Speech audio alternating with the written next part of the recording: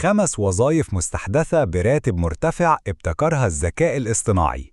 مع تطور الذكاء الاصطناعي اختفت بعض الوظائف، لكن ظهرت وظائف جديدة تماماً وبراتب مرتفع.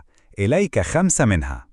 محقق بيانات Data Investigator، يحلل فيديوهات وبيانات للمساعدة في كشف الجرائم، وظيفة دقيقة ومطلوبة في الأمن والتحقيقات.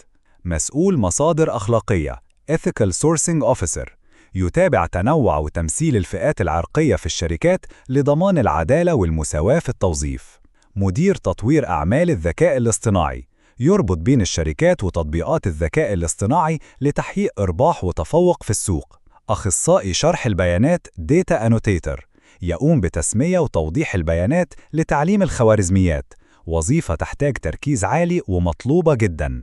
مستشار التزام اللياقة، يستخدم بيانات من أجهزة ذكية لتحليل الصحة وتقديم نصايح لتحسين نمط الحياة. الذكاء الاصطناعي مش بيهدد شغلك، ده بيخلق فرص جديدة وواعدة. لو الفيديو عجبك ما تنساش تعمل لايك وتشترك في القناة.